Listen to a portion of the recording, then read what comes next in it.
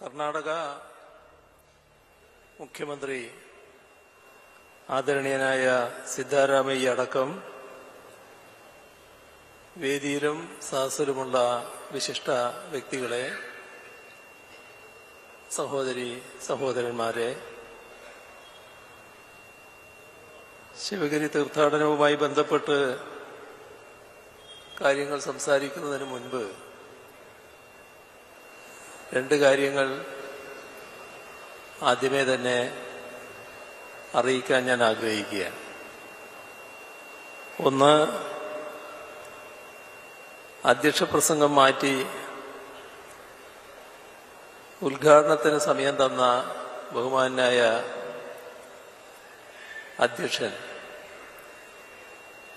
വലിയ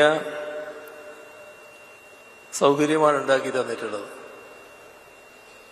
ഇന്നിവിടെ എത്തേണ്ടതുകൊണ്ട് രാവിലെ സാധാരണ നടക്കുന്ന മന്ത്രിസഭാ യോഗം 12 മണിക്ക് മാറ്റിവെച്ചിരുന്നു. അതുകൂടി മനസ്സിലാക്കിയാണ് അദ്ദേഹം അതിനുള്ള സൗകര്യം ഉണ്ടാക്കി തന്നിട്ടുള്ളത്. രണ്ടാമത്തത്, ഇതിനുശേഷം ചെറിയൊരു മര്യാദകേട് കാണിക്കേണ്ടി വരികയാണ്. അതായത്, ബഹുമാനായ കർണാടക മുഖ്യമന്ത്രി സംസാരിക്കുമ്പോൾ ഞാൻ കൂടി വേദിയിലുണ്ടാവുക എന്നതാണ് സാധാരണഗതിയിൽ വേണ്ടത്. പക്ഷേ ക്യാബിനറ്റ് യോഗമായതുകൊണ്ട് അതിന് സാധ്യമല്ലാതെ വന്നിരിക്കുന്നു. അപ്പോൾ അതും അംഗീകരിച്ച് നൽകണമെന്നാണ് ആദ്യമേ തന്നെ അഭ്യർത്ഥിക്കാനുള്ളത്. ശിവഗിരി തീർത്ഥാടനം കേരളത്തിന്റെ സാമൂഹ്യ സാംസ്കാരിക ജീവിതത്തിന് നിത്യ പ്രചോദനമാണ്. ആ തീർത്ഥാടനത്തിന് 93 വർഷമാവുകയാണ്. 3 വർഷം കൂടി കഴിയുമ്പോൾ ശ്രീനാരായണ ഗുരു സമാധിയുടെ ശതാബ്ദിയും വരികയാണ്. എന്ന് പറഞ്ഞാൽ ഗുരുവിന്റെ സാന്നിധ്യവും മനുഷ്യ സംസ്കാരത്തിന്റെ വളർച്ചയുടെ പടവുകളിൽ ഗുരു സന്നിവേശിപ്പിച്ച ദർശന മാഹാത്മ്യവും സംഭവിച്ചിട്ട് 1 നൂറ്റാണ്ടോളം ആവുന്നു. 1 നൂറ്റാണ്ടിനും അപ്പുറം നമ്മുടെ നാട്ടിൽ നടമാടിയിരുന്ന ആശാസ്യമല്ലാത്ത പ്രവണതകൾക്കെതിരായിരുന്നുവല്ലോ ഗുരു പറഞ്ഞതും പ്രവർത്തിച്ചതും. ജീവിത ചുറ്റുപാടുകളിൽ കാണുകയും അനുഭവിക്കാനിടയാവുകയും ചെയ്ത അസംബന്ധ പ്രവണതകൾക്കെതിരെയായിരുന്നു അദ്ദേഹം ഓരോ വാക്കും ഉരുവിട്ടത്. ദൈവദശകമോ ദർശനമാലയോ ആത്മോപദേശതകമോ അനുകമ്പാ ദശകമോ പോലുള്ള കൃതികൾ രചിച്ചതും ഇത്തരം അനുഭവ സാക്ഷ്യത്തിൽ നിന്നാണ്. അരുവിപ്പുറത്തെ പ്രതിഷ്ഠയിൽ പറഞ്ഞ സോദരത്വേന പല രൂപങ്ങളിൽ ഗുരുവിന്റെ എല്ലാ കൃതികളുടെയും അന്തർധാരയായി പ്രവഹിക്കുകയും ചെയ്തു. അരുവിപ്പുറത്തെ പ്രതിഷ്ഠയോടെയാണ് 19-ാം നൂറ്റാണ്ടിന്റെ അവസാനം കേരളീയ നവോത്ഥാനം ആരംഭിക്കുന്നത് എന്ന കാര്യം നമുക്കറിവുള്ളതാണല്ലോ.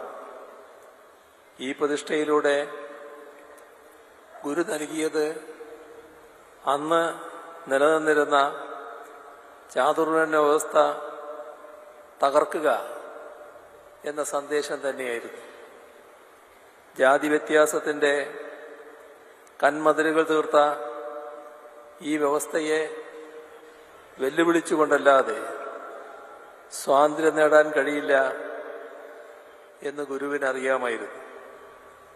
അങ്ങനെ പ്രതീകാത്മകമായ ഒരു വിപ്ലവത്തിന് പ്രാരംഭം കുറിക്കുകയായിരുന്നു അരുവിപ്പുറം പ്രതിഷ്ഠയിലൂടെ ഗുരു ചെയ്തത്.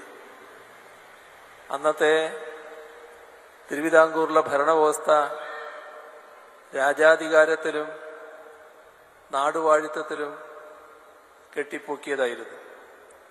ബ്രാഹ്മണനും ക്ഷത്രിയനും അധികാരം കൈയാളുകയും ബഹുജനമാകെ അടിമത്തത്തിന്റെ അപമാനഭാരം പേറി ജീവിക്കുകയും ചെയ്യുന്ന അവസ്ഥയായിരുന്നു. ആ അടിമത്തത്തിൽ നിന്നുള്ള മോചനത്തിന്റെ ആദ്യപടിയായിരുന്നു ബ്രാഹ്മണ്യത്തെ വെല്ലുവിളിക്കുക എന്നത്. ബ്രാഹ്മണ്യത്തെ വെല്ലുവിളിക്കുക എന്നതിനർത്ഥം ജാതി വ്യവസ്ഥകളുടെ യുക്തിയെ തകർക്കുക എന്നതായിരുന്നു. അന്നത്തെ നാടുവാഴി ജന്മിവ്യവസ്ഥയുടെ ധാർമ്മികത ജാതിയായിരുന്നു. മേൽജാതി കീഴ്ജാതി എന്നിങ്ങനെ തട്ടുകളായി വിഭജിക്കപ്പെട്ട ജാതിഘടനയുടെ ചട്ടക്കൂടിലാണ് മനുഷ്യനെ തന്നെ അടിമകളാക്കി ചൂഷണം ചെയ്തുകൊണ്ടിരുന്നത്.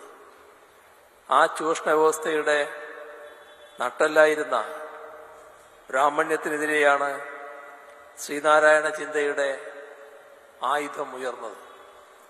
ഈ ക്ഷത്രിയ ബ്രാഹ്മണ അധികാര വ്യവസ്ഥയാകട്ടെ ബ്രിട്ടീഷ് സാമ്രാജ്യത്വ ശക്തികളുടെ അധീശാധികാരത്തിന് കീഴ്പ്പെട്ടു നിൽക്കുന്നതുമായിരുന്നു.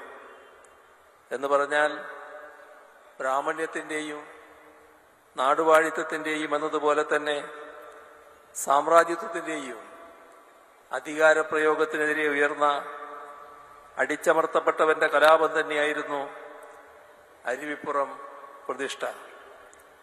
ജാതി അന്ന് ഒരു സാമൂഹ്യ വ്യവസ്ഥ മാത്രമായിരുന്നില്ല. അടിസ്ഥാനപരമായ ഉൽപാദന ബന്ധങ്ങളെ പോലും നിയന്ത്രിച്ചിരുന്നത് കൂടിയായിരുന്നു ജാതി. ഓരോ ജാതിക്കും ഓരോ തൊഴിൽ, ഓരോ ജാതിക്കുമുള്ള മേൽക്കീഴ് വ്യവസ്ഥകൾ തൊഴിലിനും ബാധകമായിരുന്നു. തൊഴിലിന് മാത്രമല്ല, കൂലിക്കും അവകാശങ്ങൾക്കും ചുമതലകൾക്കും അടിസ്ഥാനം ജാതി തന്നെയായിരുന്നു.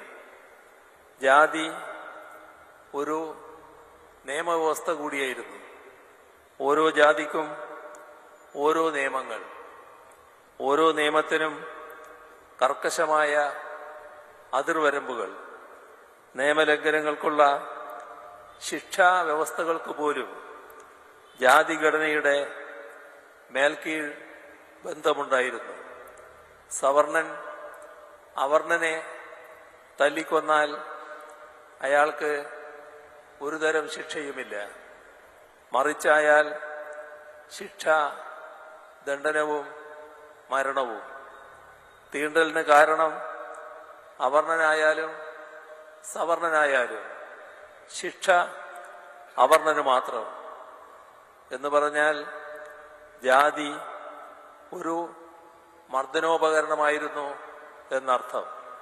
ചുരുക്കി പറഞ്ഞാൽ ജാതി എന്നത് ഭരണകൂടം തന്നെയായിരുന്നു.